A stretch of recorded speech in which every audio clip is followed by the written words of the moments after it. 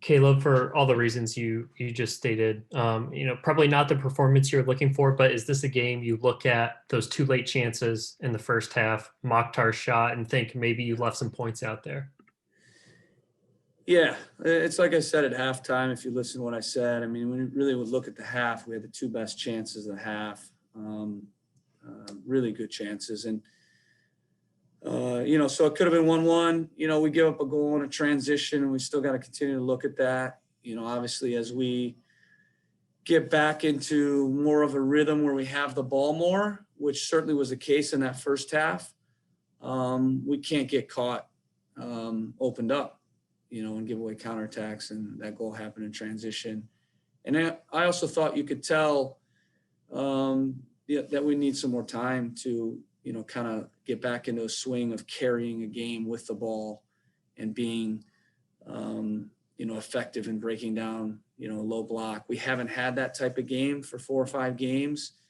And so it's going to take some time to get in the swing a little bit with that again. And, of course, with Darlington plugged back in and Lucas. And we knew going into the game that Darlington could play about 60, and we knew Lucas could play no more than 45. So we kind of had a plan.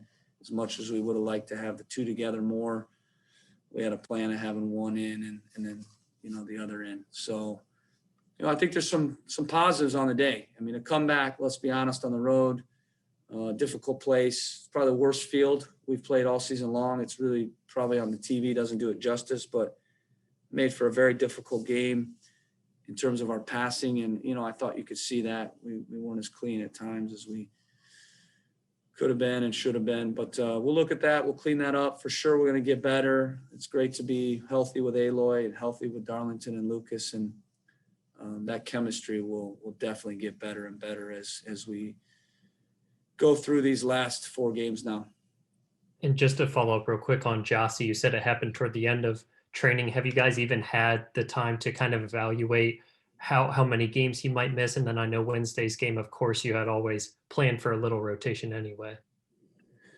Yeah, well, he saw the doctor right away.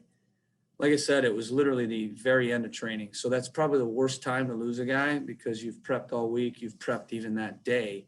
So you end up plugging in a guy that wasn't even in the training. So that's never easy. So I think we need to obviously understand that a little bit with Christian. But I thought he had some good moments. Like I said, I was surprised he was even able to manage the amount of minutes that he could. He's probably was only 45 minutes. But I think he did an admirable job of working very hard. And, again, not even been in the team with those guys for a game. So the chemistry and all that will continue to improve. And I thought Lucas gave us some life. I thought Darlington was excellent. But we're going to use these 4 games left to get our form, get our fitness with everyone, get into a rhythm. And, obviously you saw tonight, good result, but, not the fluid football yet that we want to be playing, but we've got time for that, which is good. Sorry, I didn't answer your question, but Giassi, he saw the doctor. They did the MRI, and it's I think it's like basically just a little bit of an irritated patellar tendonitis.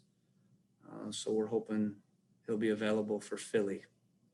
Caleb, just for perspective's sake, in a game when you would have had Nemeth planned to start, how different is he from Giassi? How different does what you guys do look?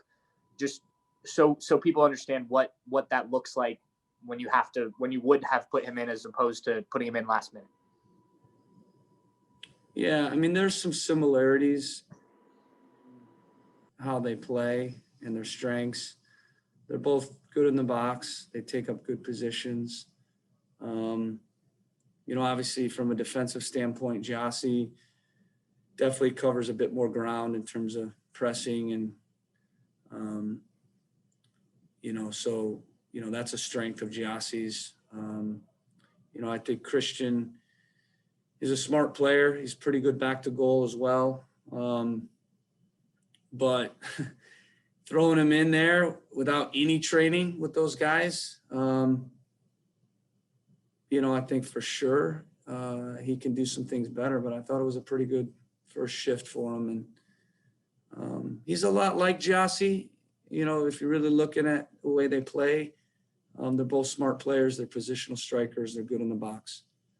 I would say probably back to goal, Christian combination play with midfielders. Christian probably brings a little bit more there, and I think Jossie brings a little bit more defending and pressure.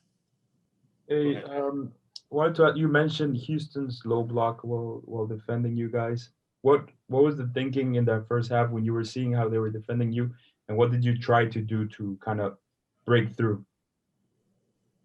Yeah, well, we saw in the film that they play kind of a 4-5-1 when they get into a low block, so it's difficult. There's basically 9 players and a line of 4 and a line of 5, and what we wanted to do was get in those half spaces with Darlington and Artur to engage that midfield line, to then now pull out one of their midfielders to then either play through the lines or to spring in the outside back. And I think what we didn't do well enough, 2 things: we didn't create enough width through the outside backs initially to pull apart that line of 5. And then the second thing is we didn't play through the lines well enough. I thought we did that much better when we inserted Lucas Zelerian. But, you would expect that. He's our number 10. That's why he plays the 10, and that's why he operates in those tight spaces. So I think we were much better with him in the game, obviously, at playing through the lines. And I thought that's why we played better in the second half. Yeah, I guess kind of a similar type of question, seeing what you saw in that first half, what was kind of the focal point in the locker room at halftime that you wanted the team to improve on going into the start of the second half? Because you guys seem to be a lot faster, a little bit more from the first half in terms of the passing going into the second half. Yeah. Always at halftime, you have the opportunity to tactically change things. And of course, if need be, you have the opportunity to insert new players. And so I think the adjustment of obviously inserting Lucas Zelerian and pushing Pedro wide on the left meant that now we had a guy that could find balls in between the lines in those tight spaces, and also a secondary playmaker in Pedro who could also come inside. So I think that really allowed us to now create in the final third more. We had a lot of the ball first half, but we didn't really create a ton.